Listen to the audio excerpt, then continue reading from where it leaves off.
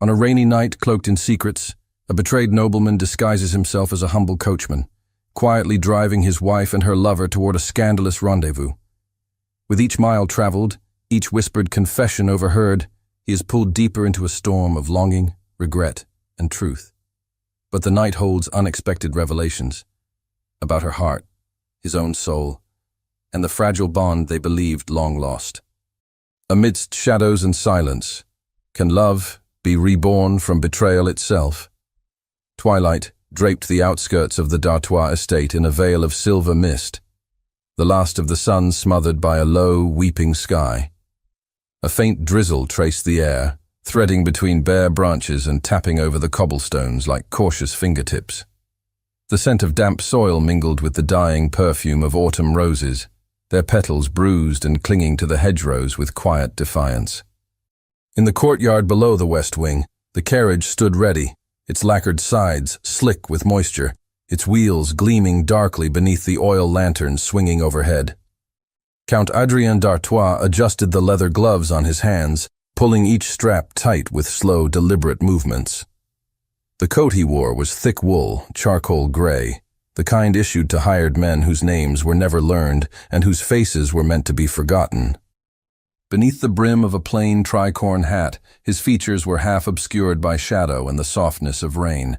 He moved with precision, almost mechanical in his stillness, but inside him something burned, something hot and furious and almost unrecognizable. His thoughts looped, restrained but not soothed, the way a tightly wound spring hums beneath the surface before snapping. It had been less than 3 hours since he overheard them. A quiet conversation in the parlor, just beyond the threshold of the library door. He hadn't meant to listen at first.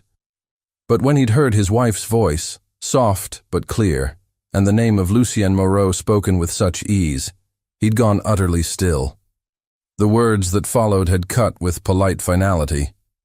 Eloise would be attending the masquerade at Hotel d'Amélie. She would travel tonight. A private carriage had been arranged. She and Lucien would leave after dusk.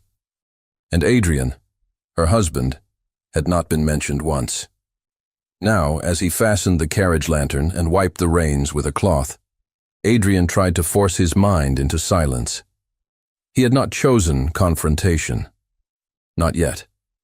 There would be no raised voice, no public disgrace.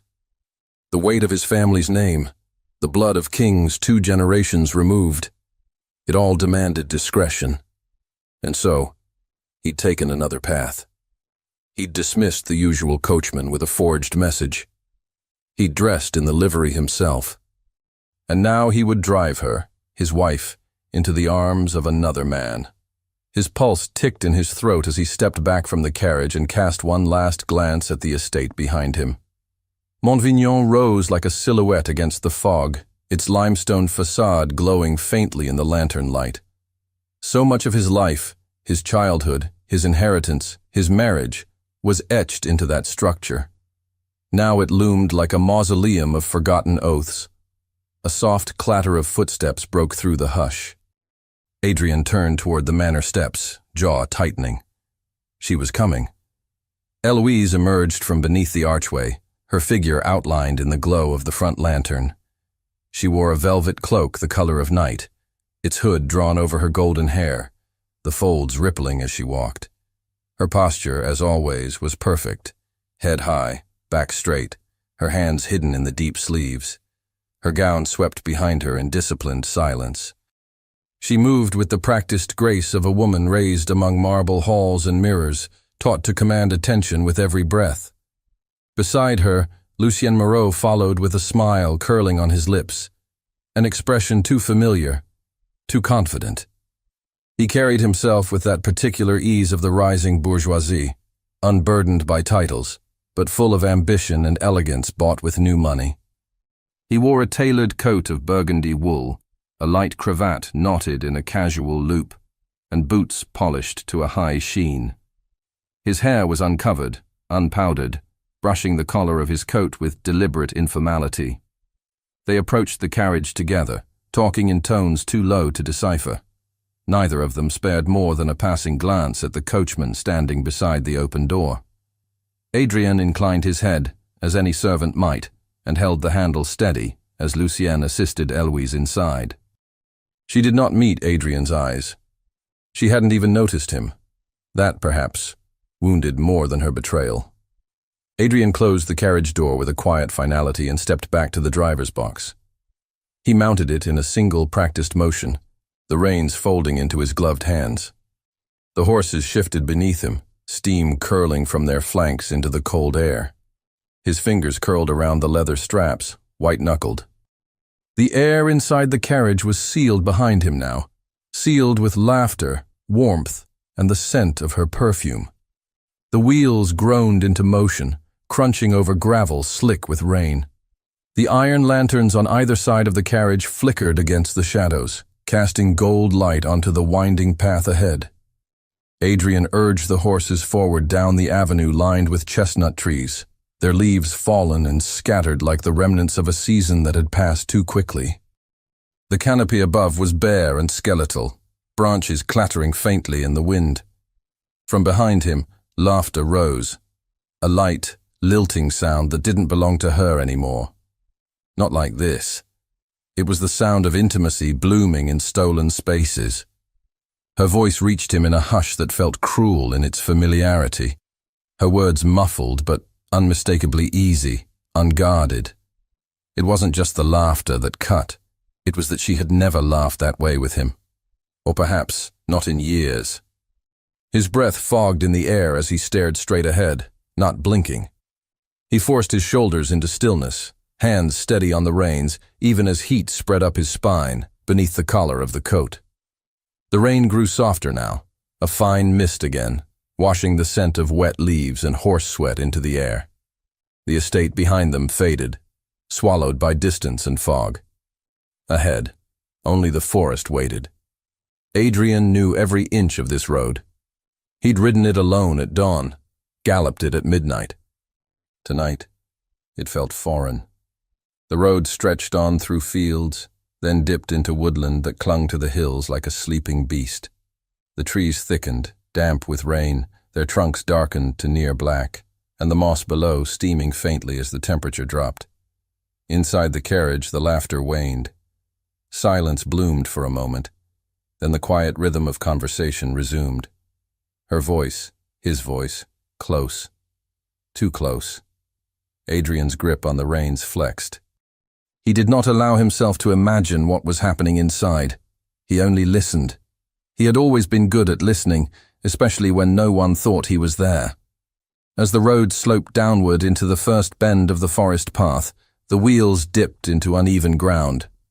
Adrien adjusted the horses' pace, keeping them slow. The fog thickened between the trees, curling low, and the trees crowded nearer, the way they always did this time of year.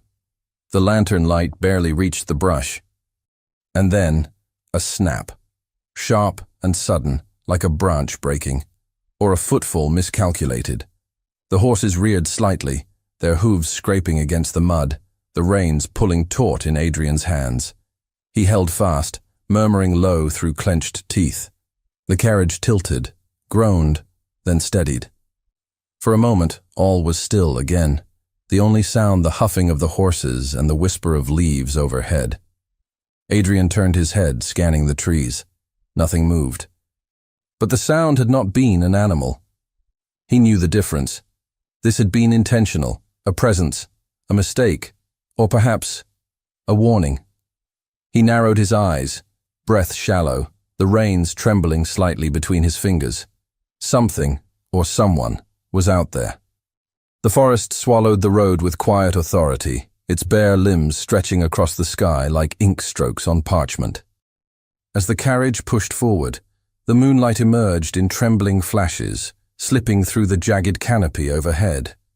The mist had thickened, curling low across the earth, and the air smelled of wet bark and sodden leaves. Adrien d'Artois kept the reins taut in his grip, his shoulders squared, his eyes constantly flicking between the path and the woods to either side. The sharp sound from earlier, the snap that had cracked through the silence, had faded. But the echo of it remained, threaded through every gust of wind and creaking bough. It had not been danger, not in the sense of highwaymen or wolves. Adrian would have known. This was something subtler, more corrosive, a presence, a reminder. And yet, it was not the forest that set his pulse to a low, slow thunder. It was the voices drifting from the carriage behind him. He heard her laugh again, lower this time, threaded with contemplation rather than amusement. Lucien's voice followed, smooth and measured. Adrian could not decipher their full exchange, the sound muffled by wood, velvet, and the distance of custom. But single words rose to the surface now and then like dead leaves on still water. Paris, masks, freedom, desire. Adrian's jaw tensed. The reins dug into his palms. These were not words a wife ought to speak to a man, not her husband, not under the shelter of secrecy and moonlight. But what he heard was not seduction. There was no practiced flirtation, no coquette's laugh, no honeyed lies. There was something rawer. Eloise sounded like a woman unraveling, a woman asking to be seen. The road grew narrower, the trees pressing in as if listening. A distant owl hooted once, then fell silent. The wheels crunched over wet branches and slick gravel. Adrian breathed in slowly, the cold air catching in his chest. The weight of her voice, even broken into fragments, found its way into the hollows of him.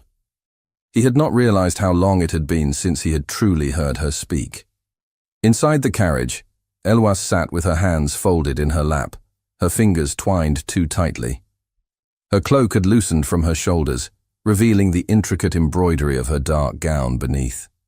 The air was close and scented with damp velvet and rosewater, but she barely noticed. Her eyes were fixed on the opposite wall, unfocused, her words falling softly into the space between herself and Lucienne. She spoke of the manor, of long days spent seated beneath painted ceilings, watching the light fade from stained glass windows, of dinners held in echoing silence, of words that fell flat between polished silver and crystal. She spoke of Adrian, not with cruelty, but with distance.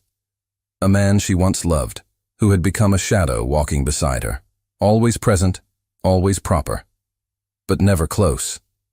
Lucien listened without interruption at first, nodding gently, his face cast in flickering lantern light.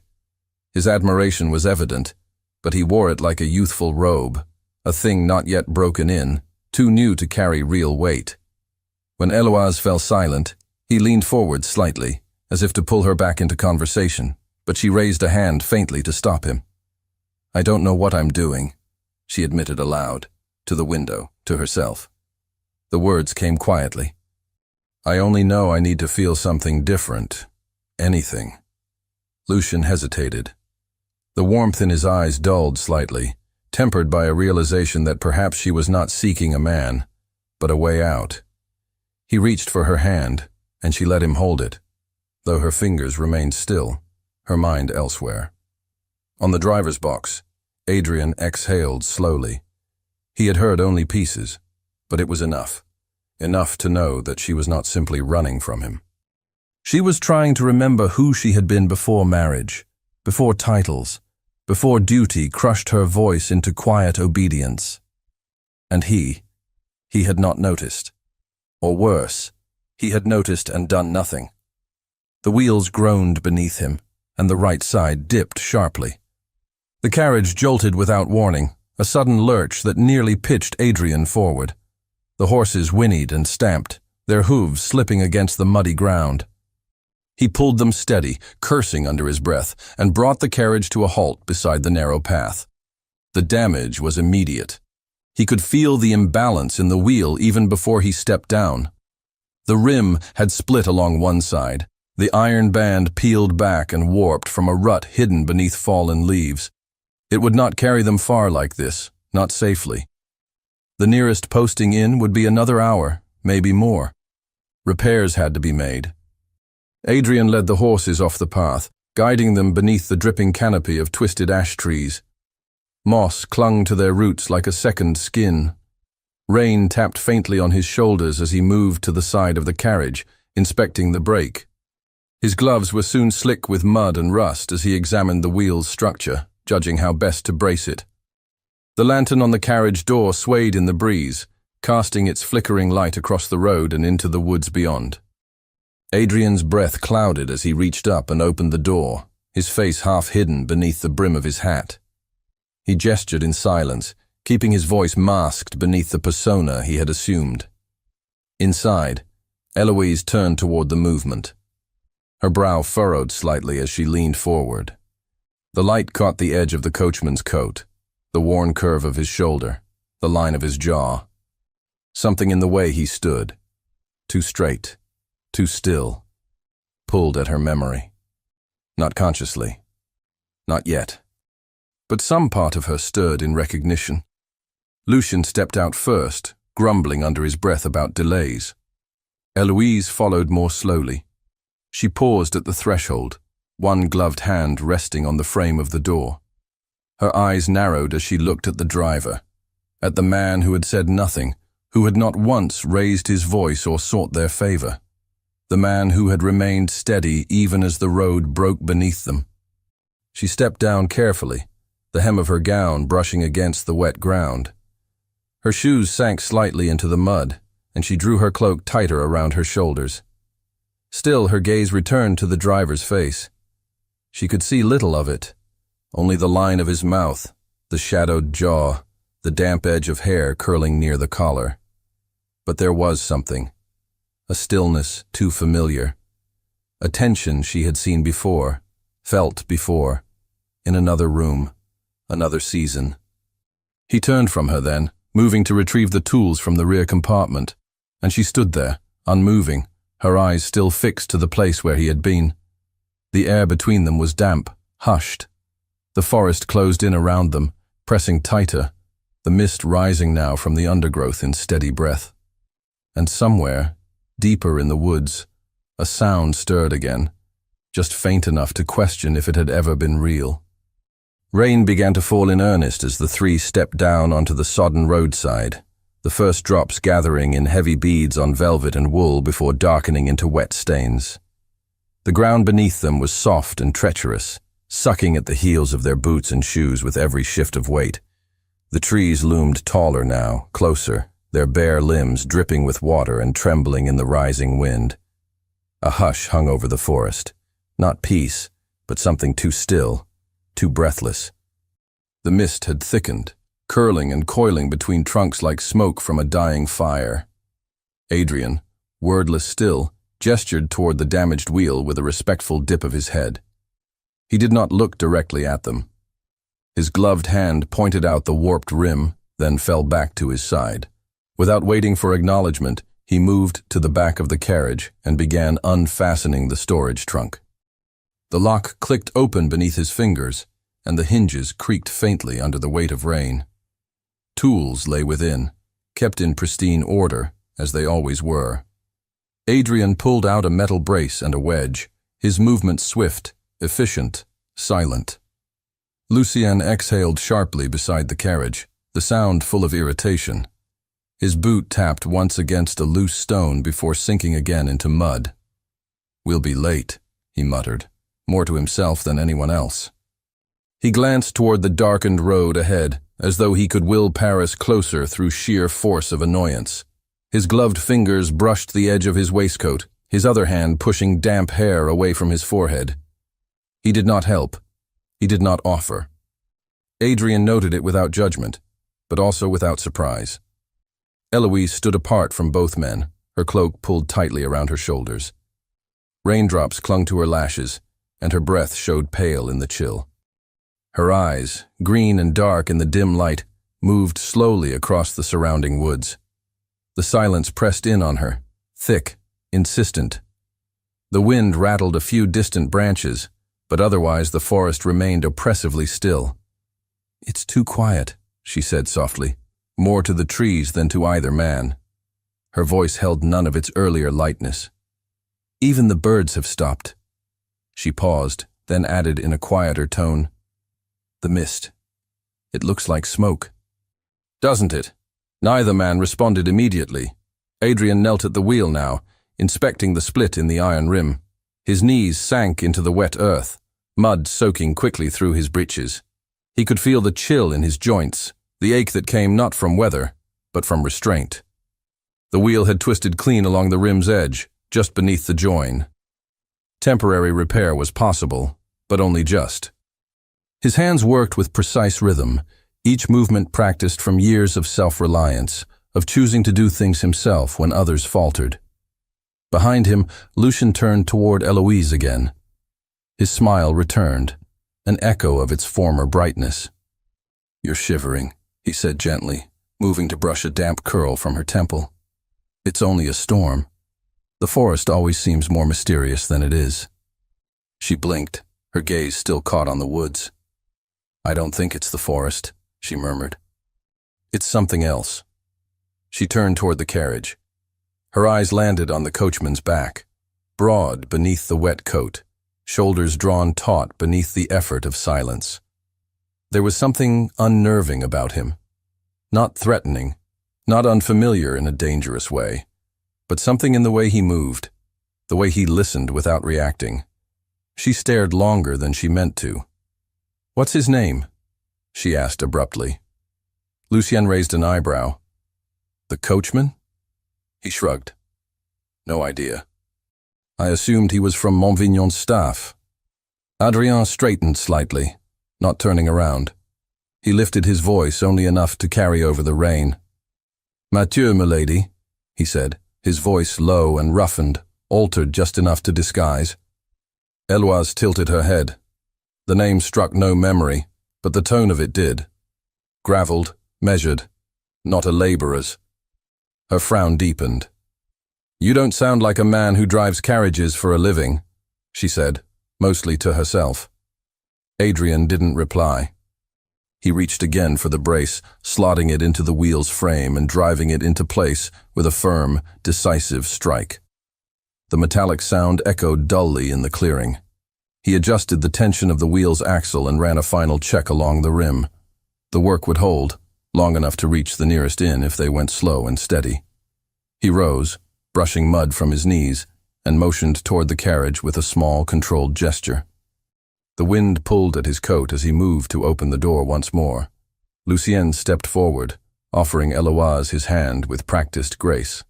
Their fingers met, and she let him assist her, her palm lingering in his a moment longer than necessary. Adrien watched from the corner of his eye, face unreadable beneath the dripping brim of his hat. His chest felt hollow, but not with surprise.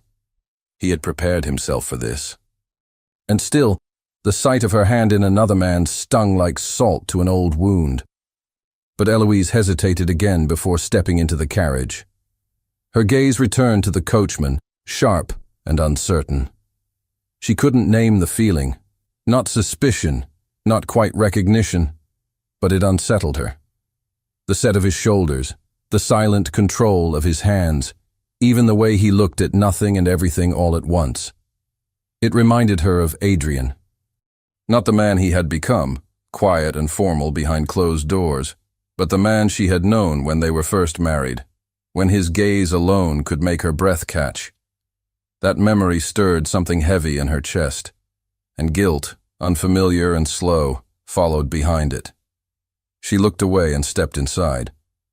Adrien closed the door behind her, the latch clicking softly into place. He mounted the driver's box again, settling himself with a breath that did not steady him. Rain now sheeted across the road, the sound of it drumming on the carriage roof like fingers tapping at the truth. The forest was darker now, and the mist more persistent, thickening in the hollows. The horses, anxious but obedient, responded to his touch. The carriage rolled forward once more, the damaged wheel groaning faintly as it moved over the slick ground. Adrien kept the pace slow, his focus narrowed to the path ahead. Behind him, the silence inside the carriage was different now. No more laughter, no whispered flirtations, only the quiet of shared tension, of words once spoken now left to settle like dust. The rain fell harder, and the wind picked up. Adrien leaned slightly forward into it, eyes narrowed. Every tree now looked like a shadow leaning too far. Every twist in the road felt more precarious than the last. He was drenched to the skin, but he didn't notice the cold. His hands moved on instinct, his thoughts far from his own comfort. Up ahead, the forest began to thin. A bend curved away from the ravine's edge and opened into a low clearing. And there, through the veil of fog and rain, he saw it, a single lantern swaying in the distance, its light flickering amber through the mist. A solitary inn. Relief stirred low in his chest. Shelter, warmth, somewhere to rest, if only for a few hours. He urged the horses forward, careful not to push them too fast. The road curved again, narrowing sharply as it descended. The ground was slicker here, a mix of gravel and wet clay. The trees loomed taller near the bend, and then, without warning, the horses shrieked. Something darted across the road, low, fast, and utterly silent. Adrian didn't see its form, only the blur of movement, the shift in air, the flicker of something not quite natural. The horses reared violently, hooves scraping and slipping. The carriage rocked, tipped.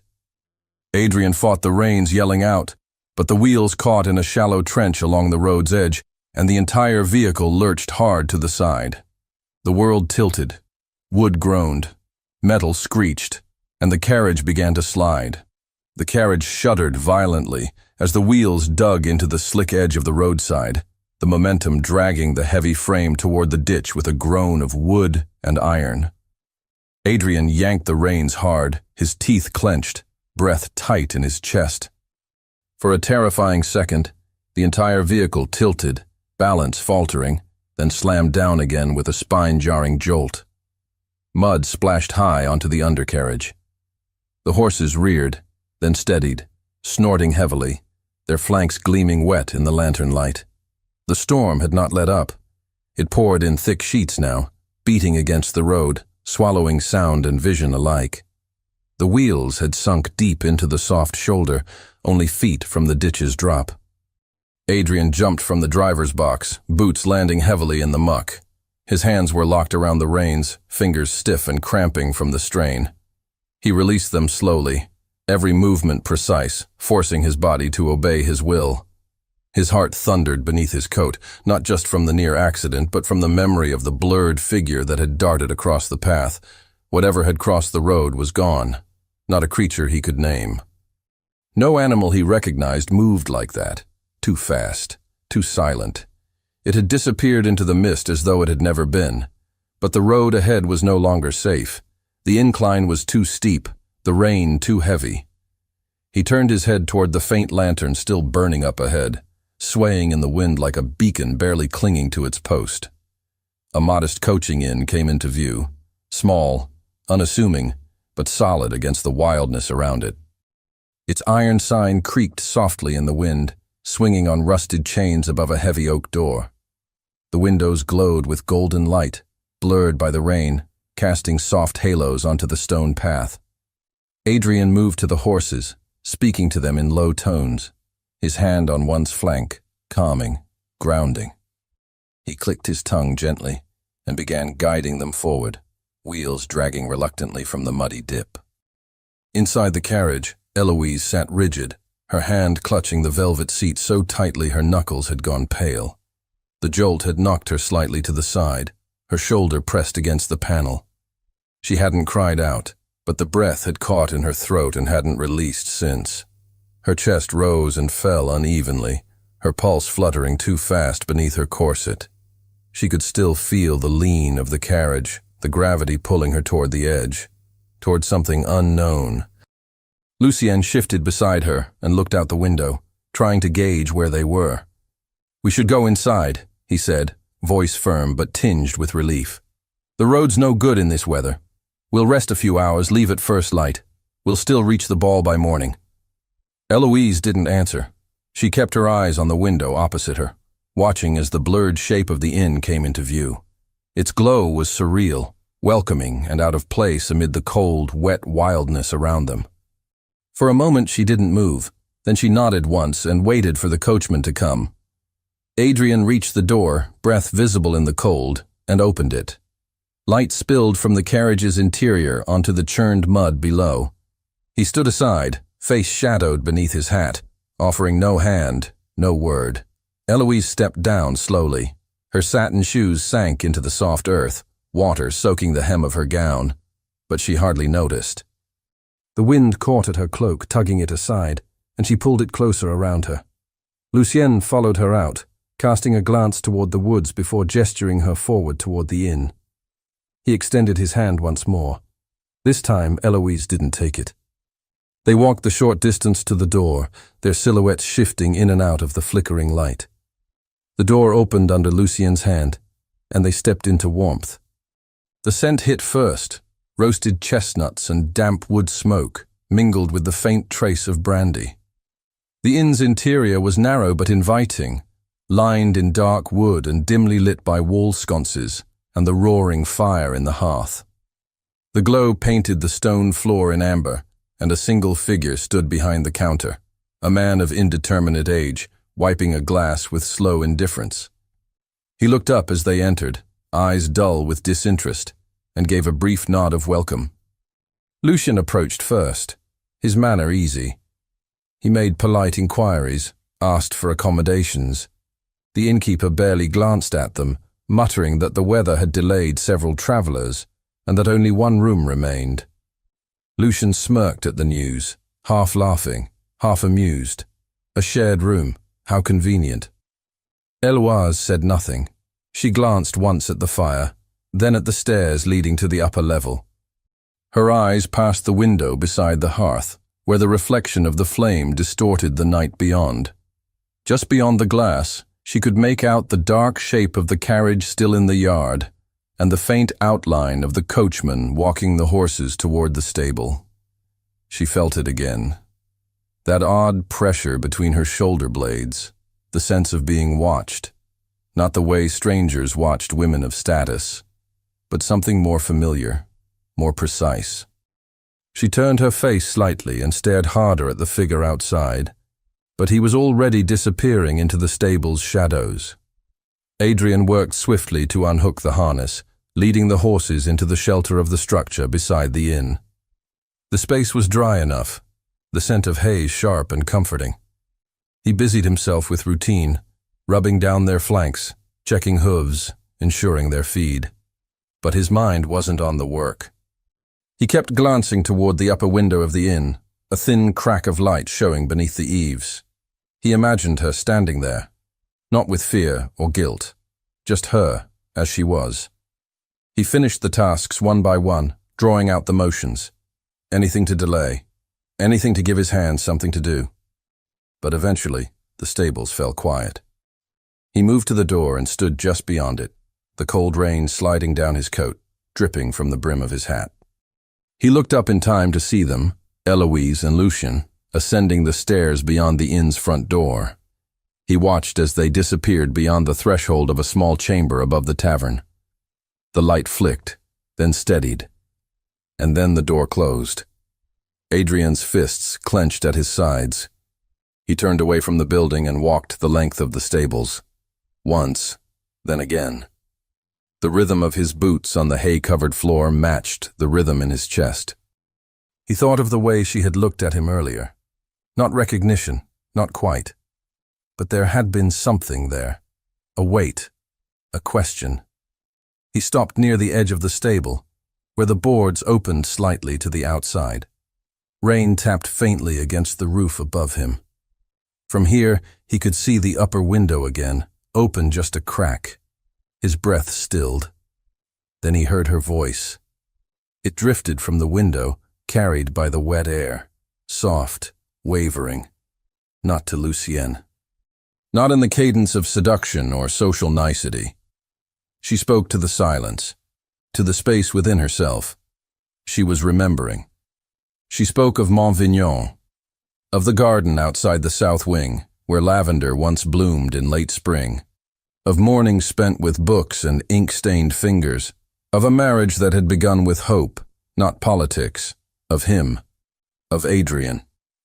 Adrian stepped closer to the stable wall, heart pounding. Her voice faltered once, then resumed, quieter now. "Sometimes," she said, "I dream of him. Even now." The air around Adrian shifted. He stood utterly still, the wind dying around him. The rain slowed, and for the first time in years, he let himself believe she might still love him. The fire burned low in the small chamber, its crackling warmth barely touching the edges of the room where shadows gathered in thick corners. A narrow bed stood beneath a slanted ceiling, its blankets untouched. A single chair, worn and creaking, had been drawn close to the hearth, but neither occupant of the room sat. The storm had muted somewhat, its voice no longer a scream against the windows, but a persistent murmur of wind and distant thunder. The rain whispered down the shingles and tapped rhythmically at the narrow panes of glass. Eloise stood near the window, arms folded tightly across her chest, her back to the fire and to Lucien. Her gaze pressed into the night, though she saw little beyond the sheen of water on glass and the faint movement of trees bent beneath the wind. The light from the hearth barely reached her, and the shadows that clung to her face rendered her expression unreadable. Her shoulders were still but not relaxed. She held herself as though bracing for something unnamed, something heavy. Behind her, Lucien shifted. His footsteps were soft against the floorboards, but the impatience in his movement made them sharper than he intended. He had tried, for the first hour, to maintain his charm, his easy smile, his half-teasing voice. But her distance now stretched between them like a drawn curtain. Her silence was no longer shy. It had become something else entirely.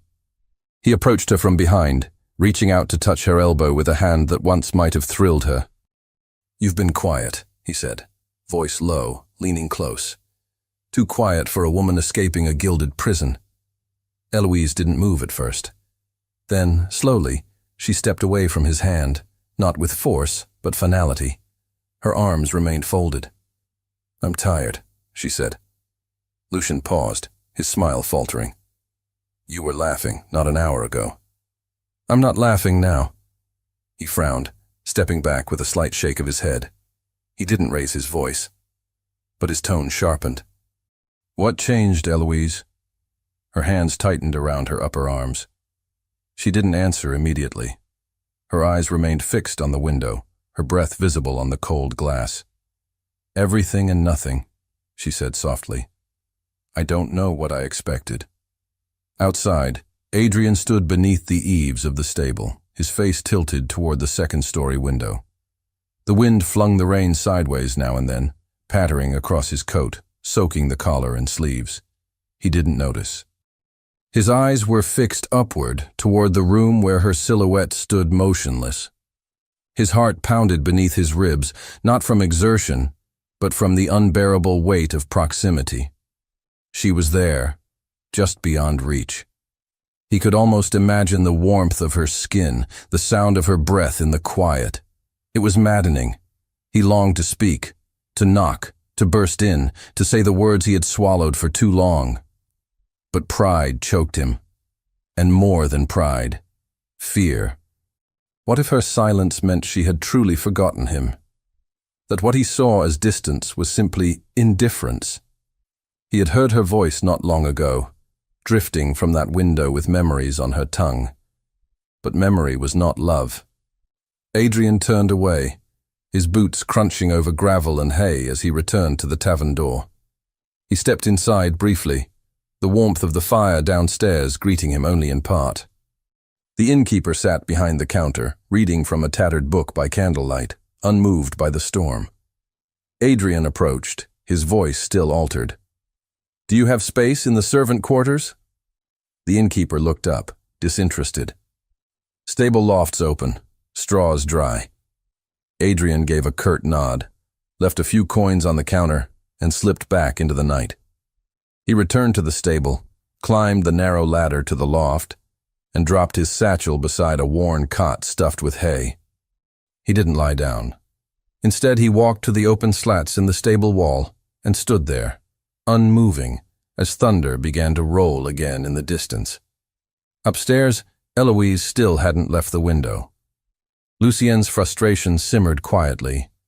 He leaned on the table, hands braced on either side, eyes fixed on her back. "You're not here with me," he said finally. You left Montvignon, but you brought him with you, haven't you? Eloise's shoulders lifted once with a quiet breath. I thought I had left him behind. And now? She turned slightly, her face half illuminated by the firelight. Her eyes were dark, unreadable. Now, I don't know. Lucien crossed the room in 2 strides. His tone was urgent now, less controlled. Eloise, what are you afraid of? She stared at him for a long moment, then looked away. There's something strange about the coachman. Lucien blinked. The coachman? She nodded once. Her gaze moved back to the window. He doesn't speak like a servant. He doesn't move like one. And there's something, I don't know, a feeling, a pressure, like I'm being watched by someone who knows me too well. Lucien scoffed. You're letting the storm get to you, and the wine. But her expression didn't shift. She spoke again, quieter. He reminds me of Adrien. The name settled in the room like the toll of a distant bell. Lucien stiffened, the amusement draining from his face. The candle beside them flickered as the wind groaned against the window pane. Outside, in the shadowed stable, Adrien closed his eyes. The weight of her words dropped through him like lead. She remembered. Not just the voice, or the shape, or the memory of a man she once loved, but him. He turned toward the opening in the wall, the rain now falling steadily in silver ribbons.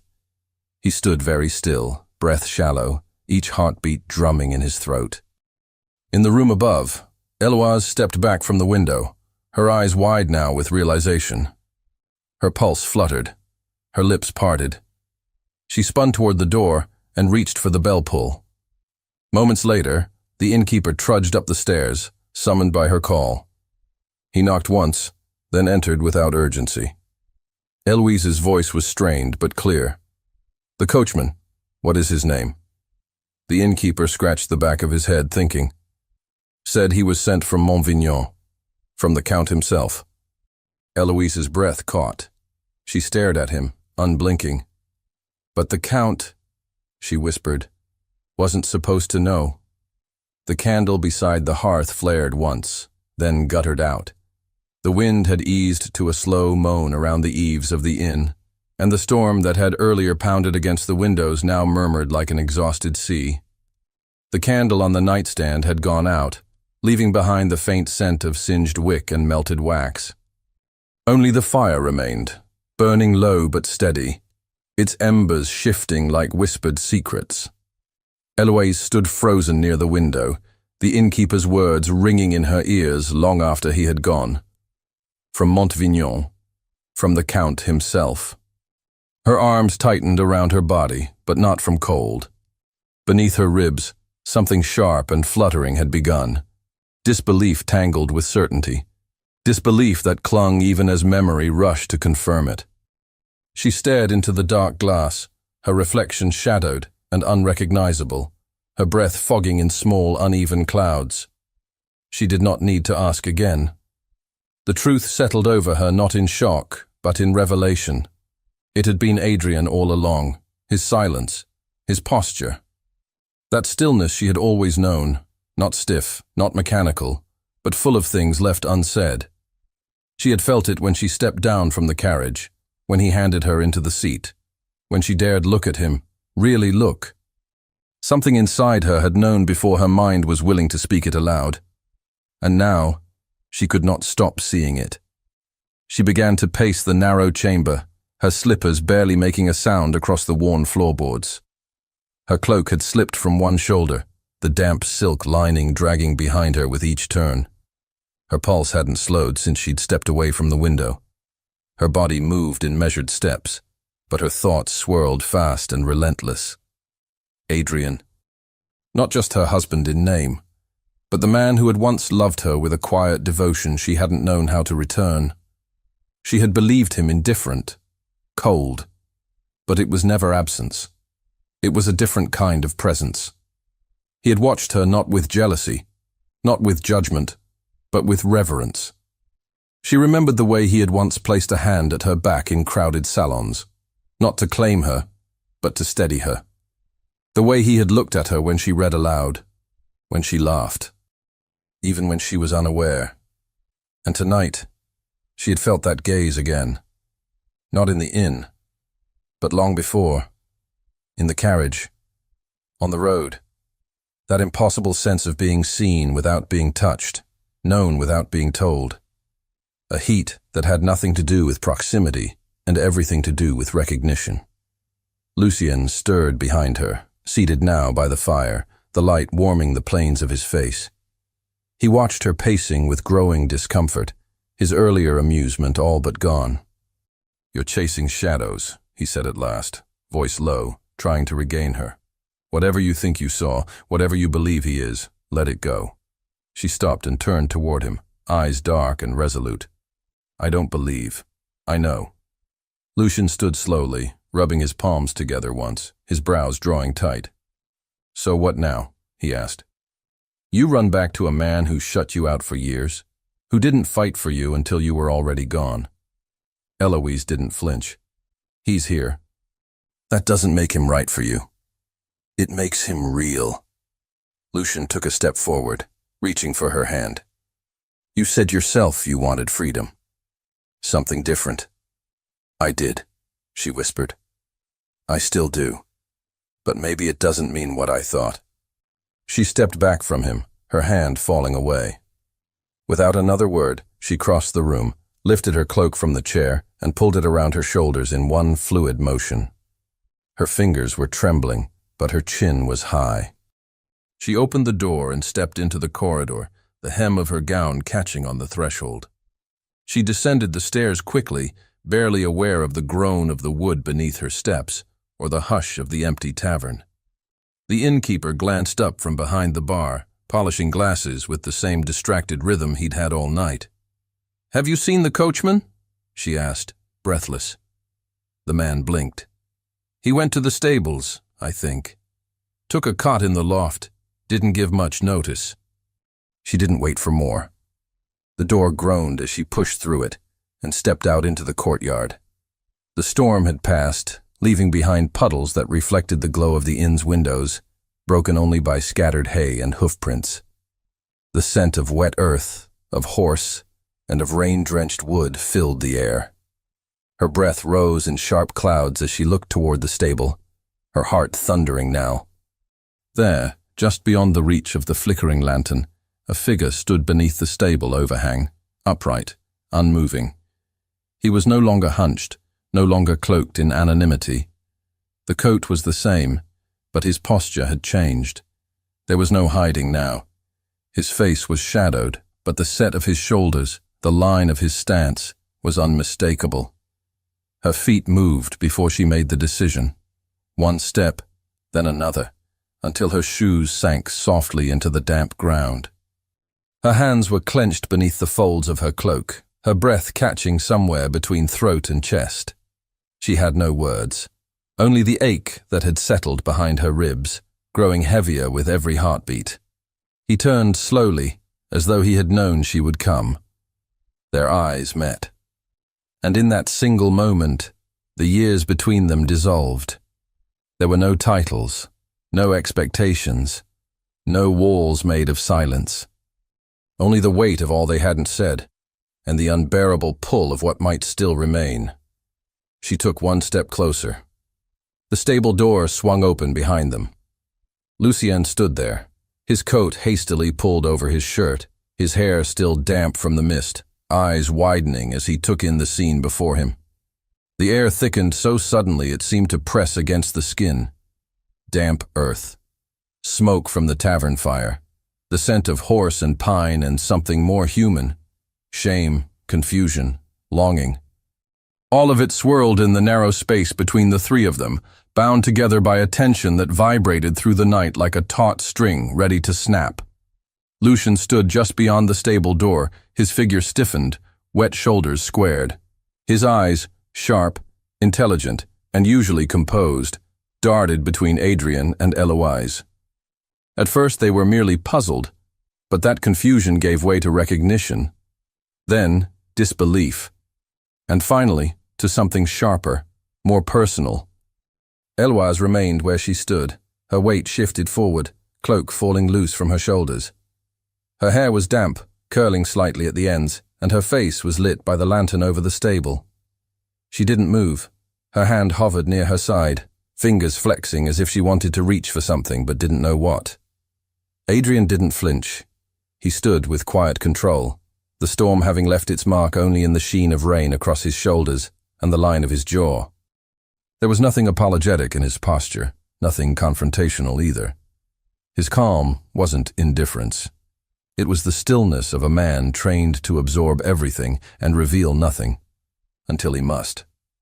Lucien stepped into the courtyard, boots squelching in the damp mud, his voice low but tight with disbelief. "So this is what it was," he said, glancing between them. "You've been following us, pretending to be a coachman? All night?" Adrian's gaze remained steady. "Yes." The simplicity of the word struck harder than a denial. Lucien's jaw clenched. He exhaled once, sharply, as if forcing himself to remain dignified. "I should have known. The way you watched. The silence." His eyes flicked toward Eloise. "And you? When did you figure it out?" Eloise opened her mouth, then closed it. She looked down at the space between her feet, the hem of her gown heavy with moisture. "Just now," she murmured. "Not long before I came down." Lucien let out a quiet, bitter laugh. Of course it's him." Adrian finally spoke again, his voice even, deliberate. "I did not come to stop you." Lucien turned toward him. "Then why?" Adrian looked at Eloise, then back to Lucien. "Because I needed to see, not what she would do, but who she was with you." His voice lowered slightly, but it lost none of its control. "We've lived in silence for too long. I could no longer bear not knowing what that silence meant." Lucien stared at him, the sharp edge of his pride faltering beneath something else. Discomfort, confusion, perhaps even shame. His tone lost some of its heat. "You could have asked her. Spoken to her." "I tried," Adrian said. "For years I tried. With words, with presence, with patience. But I never asked the right question. I never listened the right way." Eloise's chest tightened. The sound of Adrian's voice speaking those words, low, calm, pained, unraveled something inside her. She watched him as if seeing him new. And yet it wasn't new. It was old, familiar, remembered in the touch of his gaze, in the way he stood beside her without reaching for her. Lucien took a breath, now visibly uneasy. He looked at Eloise again, but this time it was not with anger or possession. "And you?" he asked softly. "Was it ever really me you wanted?" Her throat moved as she swallowed, unable to speak right away. The answer was already in the air between them, already in her silence. She met his eyes, and in hers there was kindness, but no deception. "It wasn't about wanting someone," she said. "It was about not wanting to be alone anymore." Lucien nodded slowly. The sound of rain on the stable roof returned to fill the space between them. The lantern above flickered, catching the silver in the puddles around their feet. There was no yelling, no scenes, only the uncomfortable truth of misaligned needs, of illusions falling away. Lucien had offered admiration, escape, a freedom Eloise thought she needed. But now, standing between them, she saw it differently. She hadn't been running toward something. She'd been running from herself. And Adrien, despite all the quiet, despite all the years, had somehow remained a mirror she hadn't wanted to face. Lucien looked back at Adrien. "So what now?" Adrien said nothing. Lucien turned to Eloise, his tone gentled. "I won't force you to explain anything. Not to me, not to him. But you should decide." The words were simple, and for that, they struck harder than any argument might have. He didn't reach for her. He didn't plead. He stood back, offering her only the space to choose. Adrien remained quiet. Eloise looked between them. Her chest rose and fell with the effort to breathe. Her eyes flicked to Adrien, who stood not as a suitor, not as a husband demanding loyalty, but as a man stripped of everything but truth. His eyes were darker now, unshielded, weary. Yet there was something in them that hadn't been there for years. Vulnerability, willingness, a quiet, devastating hope. Her lips parted. A sound interrupted the stillness. Hoofbeats. Distant at first, then clearer. The low rumble of wheels on wet road. The groan of wood and iron and the rhythmic cadence of approaching horses. All three turned toward the road beyond the courtyard. Lanterns flared through the fog, scattering golden light across the inn's outer walls. A second carriage approached, its silhouette elegant and angular. It pulled into the courtyard with a smooth turn, the harness bells chiming faintly. The horses stopped, and the carriage door opened with a practiced hand. Stepping down into the courtyard, her chin lifted beneath a fur-lined traveling cloak, was Comtesse Victoire d'Artois. Her gaze moved instantly between Adrien, Eloise, and Lucien, her expression hard as polished glass. Victoire d'Artois stepped into the courtyard as if she'd never left Montvignon. Her boots met the wet ground without hesitation, the hem of her fur-lined cloak lifting slightly with each step. She moved with grace honed from decades of knowing when and how to enter a room or a scandal at the precise moment of its most precarious balance. Her chin was high, her mouth a thin, uncompromising line, and her eyes, sharp beneath the brim of her traveling hood, swept the scene with the cool detachment of someone trained to absorb details faster than they could be offered. The air changed with her presence, not violently, but with an authority that couldn't be argued or denied. The Comtesse didn't speak immediately. She didn't have to. Her silence was louder than the distant clap of thunder still rolling over the eastern hills. She looked first to Eloise, who stood as though anchored to the ground, hands clutching the edge of her cloak. Then to Lucien, whose posture remained tall but no longer casual. And last to Adrien, who faced his sister not as a younger brother, but as a man prepared for the confrontation he had hoped wouldn't come.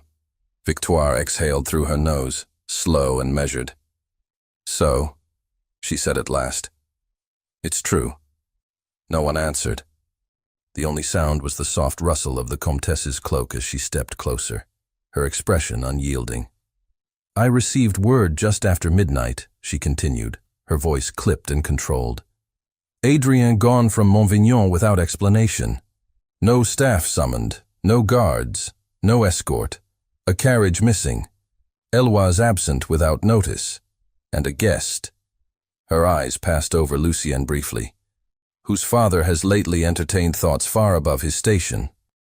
Lucien's jaw tightened, but he said nothing. Victoire's gaze returned to Adrien.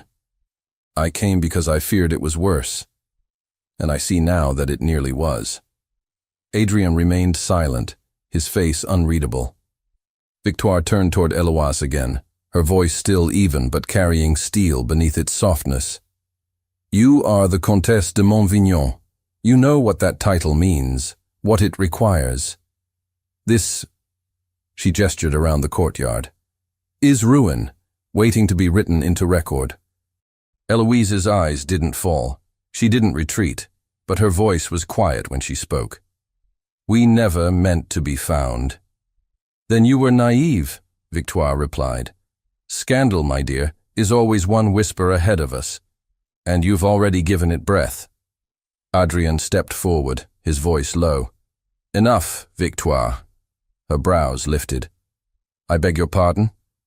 Adrien's words were deliberate, his control measured. "You've made your assessment. Now speak plainly." Victoire's eyes narrowed. "Very well. The masquerade at the Hôtel d'Amélie is in mere hours. Eloise's absence will already be noted.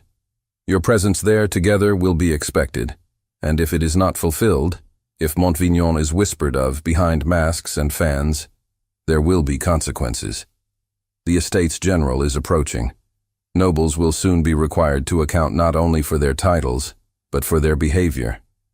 Do you understand what that means?" Adrien's jaw flexed. "I understand." Victoire nodded once. "Then act like it. Return to Montvignon, Arrive in Paris on time. Present yourselves as what you were always meant to be, a united house. Any hesitation, any deviation, and you will find yourselves unwelcome not only in court, but in every hall that still respects your name." Lucien remained still, his eyes now on Eloise. He had not moved, not interrupted. But his face had changed.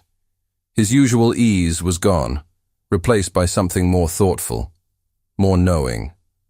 He bowed slightly, first to Victoire, then to Adrien, and then, finally, to Eloise. "I never meant to hurt you," he said quietly, "but I see now that it was never love." Her throat tightened. "No," she whispered, "it wasn't." He didn't linger. With the dignity he had always worn like a second coat, Lucien turned from them and walked away into the inn. He did not look back. As the first pale light of dawn touched the mist-draped trees, Victoire pulled her cloak tighter and stepped back toward her own carriage. She said nothing further. She didn't have to. Her expression said enough. She had done what she came to do, restored the structure before it collapsed. The carriage door shut behind her, and moments later, the wheels turned again, carrying her away into the thinning fog. Adrien and Eloise stood alone in the courtyard. The innkeeper emerged not long after, wheeling a small cart with the repaired wheel balanced carefully atop it. He offered a few muttered words about the fit and the weather, then disappeared again without asking questions. Adrien took the wheel and began the work in silence. His hands, though cold and sore, moved with purpose. Eloise didn't try to help. She watched him instead, her arms crossed over her chest, the ache deepening with every passing second. She remembered the way he had stood in the stable, waiting for her to speak, the way he had listened without defense, without demand. And she remembered, too, the way he had once looked at her across the altar in the cathedral, on the day they became something far more fragile than husband and wife. The way he had looked at her with reverence, yes, but also with hope. It had taken her until now to understand the difference. When the carriage was ready again, Adrien led the horses back into harness. The leather creaked beneath his touch. Rain still lingered in the sky, though now it was no more than a mist. The morning had begun to break, casting the landscape in a delicate gold that barely warmed the chill. He opened the carriage door without a word. Eloise stepped inside. She did not look behind her. Adrien climbed the driver's box once more. The reins pulled taut. The wheels turned.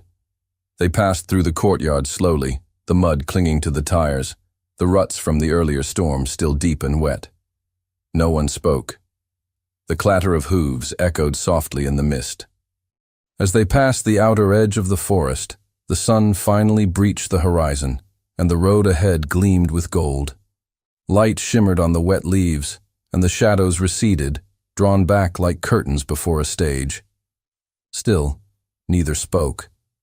And then, just as the trees began to close in again and the first bend swallowed them back into the woods, the sky opened with a sudden downpour, heavy and cold, drumming against the carriage roof in a steady, unrelenting rhythm. The carriage rolled through the rain-soaked landscape, its wheels cutting quiet grooves into the soft earth of the road. Morning had come, though it wore no warmth. A heavy mist blanketed the fields, swallowing fences and distant trees, until all that remained was a world of blurred edges and dim gold light. The rain had lost its fury, falling now in a steady drizzle that painted the glass with thin rivulets, making the horizon shimmer and sway. Inside the carriage, Eloise leaned against the window, her cheek resting against the cool pane.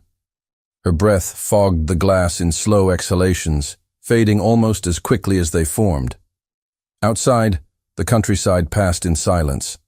Sodden meadows, gnarled hedgerows, branches bent beneath the weight of water, but her eyes barely followed it. Her reflection blinked back at her, blurred, soft-edged, unfamiliar. She stared not at the rain, but into the hollow behind it, into the path that had brought her here. She thought of the carriage's first departure, only the night before when she had climbed in believing she was leaving something behind. The disguise, the stillness of the coachman, his silence. At first it had seemed like punishment, a refusal to speak the truth aloud. But now she understood it for what it was, not a weapon, a mirror. The moment in the courtyard echoed loudest, the moment when Adrian had stood before her without accusation, when he had let her choose and said nothing to sway her. It had been that silence, not any confession, that had broken something inside her. She no longer saw the Count of Montvignon as a distant figure behind a title, behind expectation.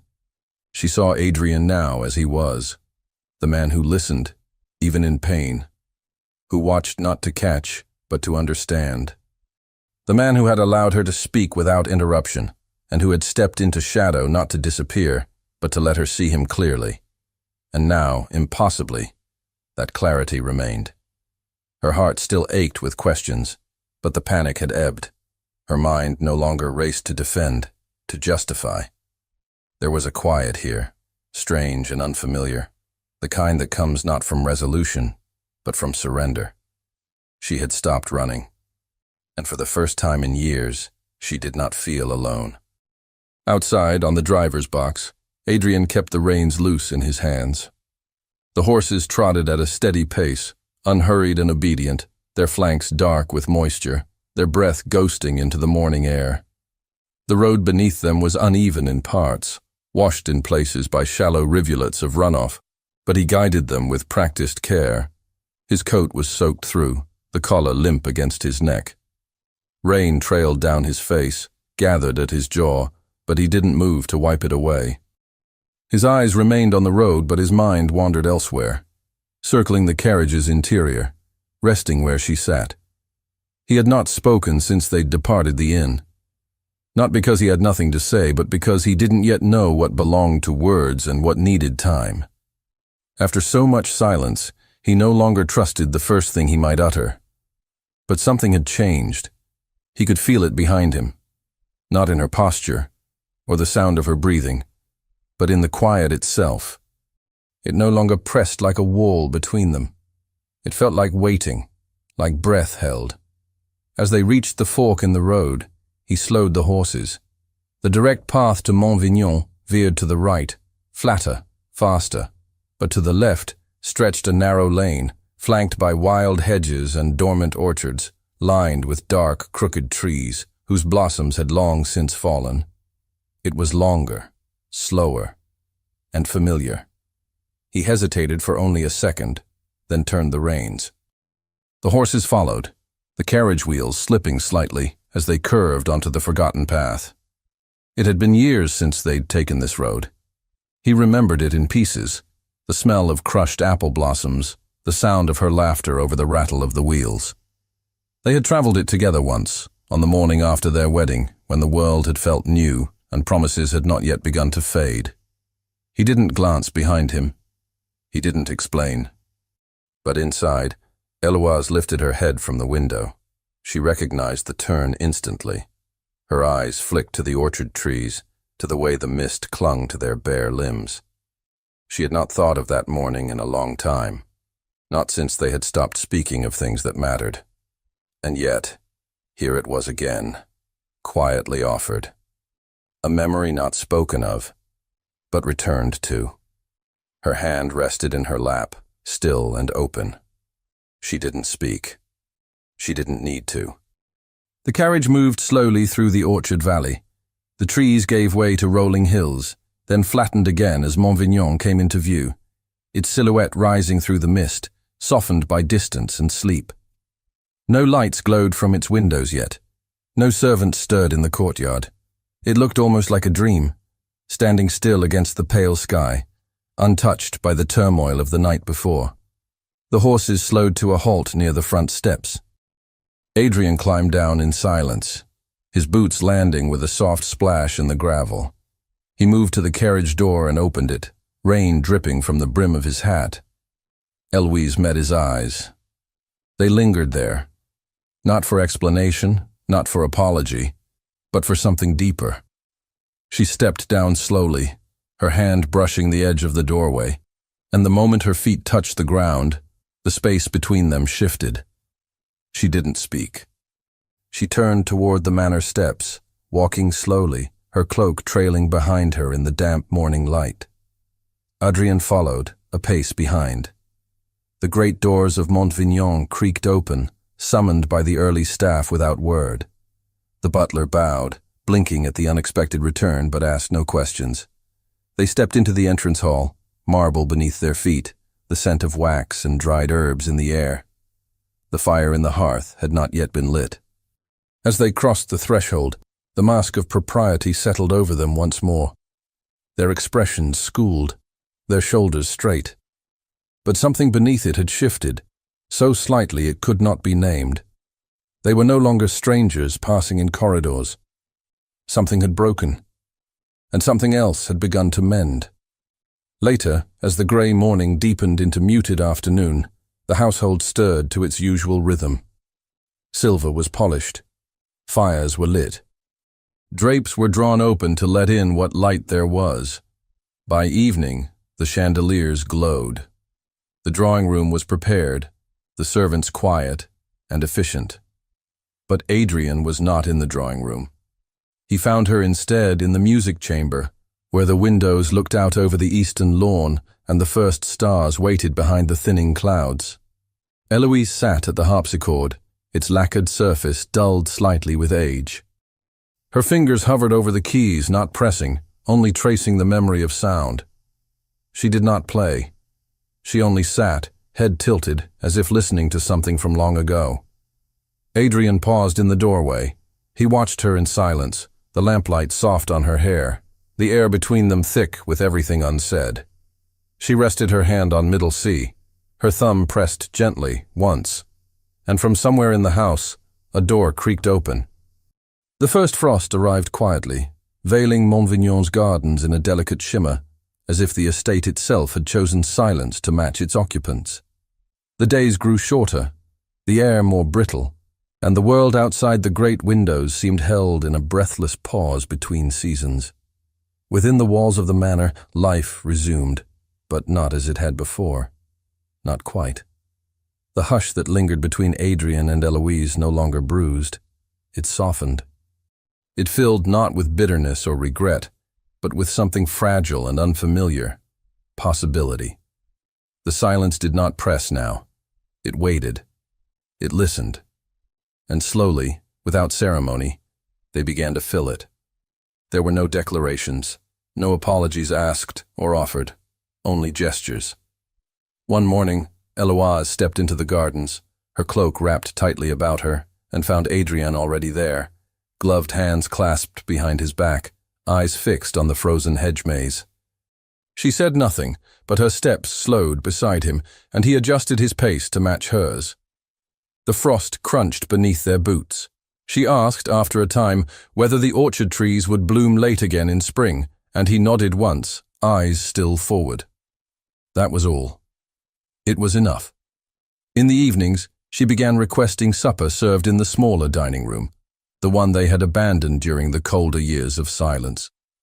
The servants took note, discreet and careful, reviving a table once set for laughter, and now laid with quiet intention. Adrien joined her without prompting. Their conversations were sparse at first, lingering on weather, estate matters, books she'd once read. But slowly, subtly, the words deepened. He asked what music she had been studying at the harpsichord. She inquired about the vineyard's yield. Neither mentioned Paris, or Lucienne, or the inn whose walls still echoed in memory. But those echoes lived in every glance exchanged between courses, in every brush of his hand against hers as he passed a dish, in the shared silences that were no longer barriers but bridges. Their rhythm returned, but slower now, softer, as though they had been forced to relearn one another's steps and were not in a hurry to perfect the dance. One evening, near twilight, Adrien retreated to the library. The fire had been lit already, crackling softly in the hearth. The shelves, high and heavy with dust-laced spines, had always been a place of refuge, but tonight he wandered them differently. Less to escape, more to remember. His fingers skimmed across the row of volumes Eloise used to favor, novels in French and Italian, the occasional collection of poetry. It had been years since he'd seen her take one from the shelf. He reached for a slim blue-bound book, its spine worn, and opened it near the middle. There, nestled between the pages, was a folded sheet of cream paper. He paused, the edges softened by handling, the ink a muted brown where water had touched it once. It was not sealed. He opened it slowly, uncertain of what it might hold. There was no signature, no name at the top or bottom, but it was unmistakably hers. The loops of the letters, the careful spacing. He recognized the curve of every word. She had not written a confession. She had written remembrance. She spoke of a younger self, of a woman who had once stood beside him at the altar and believed in love not because it was expected, but because she had felt it, fiercely, all-consuming. She had written of the man she had married, not the count, not the heir, not the dutiful husband, but Adrian, the one who had stayed up with her on stormy nights, who had once kissed her wrist beneath the olive tree in the southern garden and whispered that he would always choose her. She wrote that she feared that man had disappeared, that duty had swallowed him, that silence had replaced the sound of his laughter. But in the carriage, she had seen him again, not in words, but in presence, in the way he had watched without judgment, in the way he had heard her without ever interrupting. She wrote, "In your silence, I finally heard you. And I think, no, I know, I never stopped listening." Adrian folded the letter slowly, reverently, and held it in his palm for a long while. The firelight flickered over his face, catching in his eyes. Something lifted inside him, a breath he hadn't known he'd been holding. He placed the letter back between the pages and returned the book to the shelf. That night, the manor was bathed in lamplight. Soft golden hues glowed against the walls, and the scent of beeswax and kindling drifted through the corridors. A faint melody floated down one of the longer halls. Not loud, not flawless, just a simple, slow string of notes. Adrien followed it. The music chamber door stood ajar, the hinges silent. Inside, the room glowed with the light of 3 low-burning candles. The harpsichord waited near the windows, its lid propped open. And seated before it, her back straight, her posture familiar, was Eloise. Her fingers touched the keys gently, coaxing sound without insistence. The melody was half-formed, as if remembered rather than read. It rose and fell with delicate imprecision, pauses scattered like breath. She didn't notice him at first, or if she did, she made no sign. He stood in the doorway, watching. She played a little more, no song in particular, only feeling. Her left hand faltered, and the notes drifted into silence. But she didn't lift her hands. She remained there, fingertips hovering. Adrien stepped forward. The wooden floor creaked faintly beneath his weight. She did not turn. He crossed the room slowly, his boots whispering across the carpet runner. As he neared the instrument, he placed one hand gently on the edge of the harpsichord, his fingers resting just inches from hers. Still, she didn't play. She only sat, listening to the space between them. And then she turned her head, slowly, her profile catching the candlelight. Their eyes met. No tension, no doubt. Her mouth curved faintly, not a full smile, but a beginning. Adrian's breath caught, and he stepped closer. The wind shifted outside, brushing the window panes. And in the flickering glow of the candles, they remained, still, close, both waiting not for permission, but for the moment to choose. Thank you so much for listening to this story all the way to the end. We hope it moved you as much as it moved us while telling it. What did you think of this story? Was there a moment that stayed with you? A glance, a word, a choice? I'd love to know which part touched you most. Leave a comment and share your thoughts. I truly enjoy reading what you have to say, and your feedback means the world. Your comment also helps others discover the story, so thank you for being part of this journey. Leave us a comment telling us where you're listening from and what you liked the most. Rate this story from 0 to 10. What score would you give it? If you enjoyed this story, don't forget to subscribe to the channel and leave a like as a show of support. That really motivates us to keep creating and sharing more stories full of emotion and life lessons. And before we go, we want to remind you that an exciting and heartwarming story recommendation will appear on the final screen. If you'd like to enjoy it, just click on the video. Thank you once again for being here, and we'll see you in the next story.